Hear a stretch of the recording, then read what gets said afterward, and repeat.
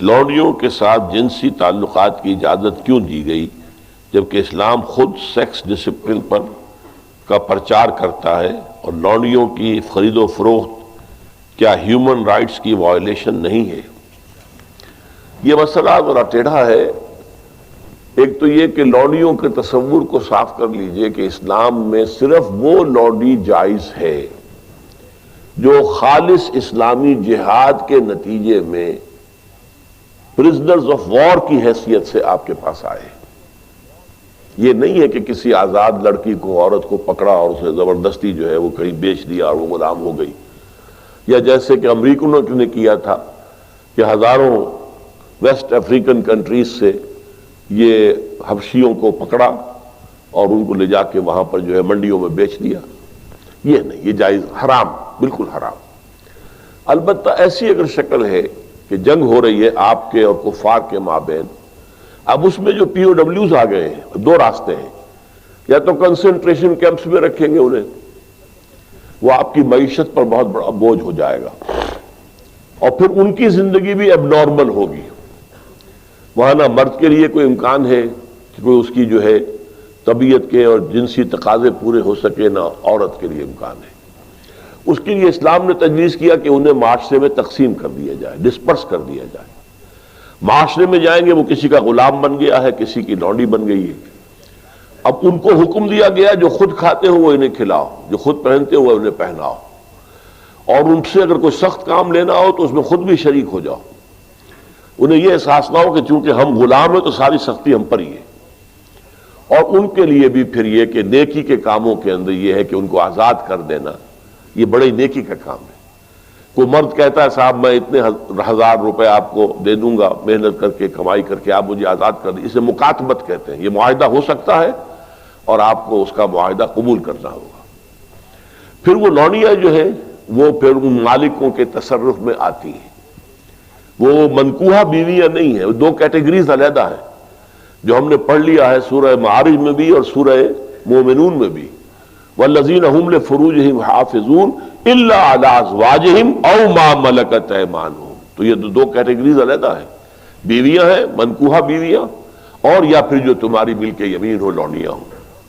میں نے بتایا کہ ملک یمین اگر اس کے ہاں بچہ ہو گیا تو اب وہ ولد ہے، آپ اسے بیچ نہیں سکتے، وہ اب آپ ہی کے ہاں رہے گی۔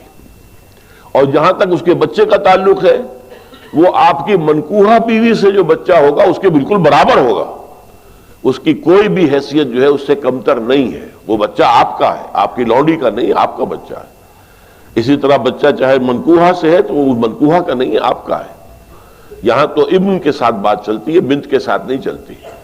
کس کا باپ کے حوالے سے بات چلتی ہے بات۔ تو اس اعتبار سے حل کیا گیا اس مسئلے کو ایک خاص انداز میں، اور اس انسٹیٹیوشن کو ختم نہیں کیا گیا۔ قرآن مجید میں جیسے تدریجاً شراب حرام کر دی گئی، تدریجاً سود حرام کیا گیا، اسے بھی حرام کیا جا سکتا تھا بالآخر، لیکن نہیں کیا گیا۔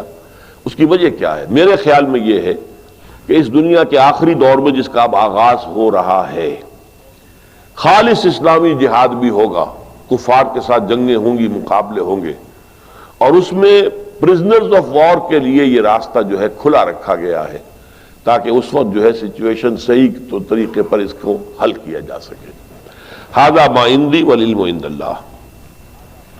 یہ بھی ہو سکتا ہے کہ کسی کی لونڈی، یا آپ ہی کی ایک لونڈی بھی ہے اور ایک غلام بھی، آپ ان دونوں کے اندر شادی کرا دیتے ہیں، اب وہ میاں بیوی ہو گئے، اور یہ کہ اب آپ پر حرام ہے وہ بیوی، وہ جو لونڈی ہے، آپ اس کے ساتھ کوئی جنسی تعلق نہیں رکھ سکتے۔ آپ نے اجازت دے دی تو گویا کہ اپنے حق سے آپ دستبردار ہو گئے، آپ نے غلام کے نکاح میں اسے دے دیا۔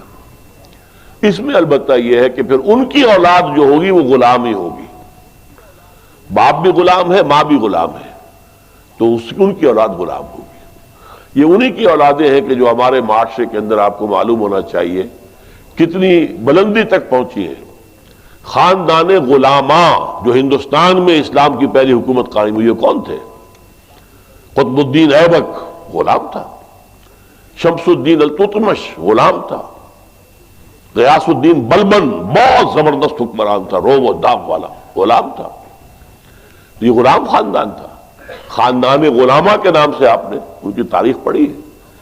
اور اس وقت مصر میں بھی ممالک کی حکومت تھی، مملوک کہتے ہیں غلام کو، ملکیت ہوتا ہے وہ اپنے آقا کی، تو ممالک کی حکومت تھی بہت بڑی، تو ان کو، اور پھر ہمارے یہاں بڑے بڑے ائمہ ہیں غلام، کہ جن سے جو بڑے خلفاء ہوتے تھے ان کے بچے بھی ان سے تعلیم حاصل کرتے تھے، تو ان کی جوتیاں سیدھی کرتے تھے، آپس میں لڑتے تھے۔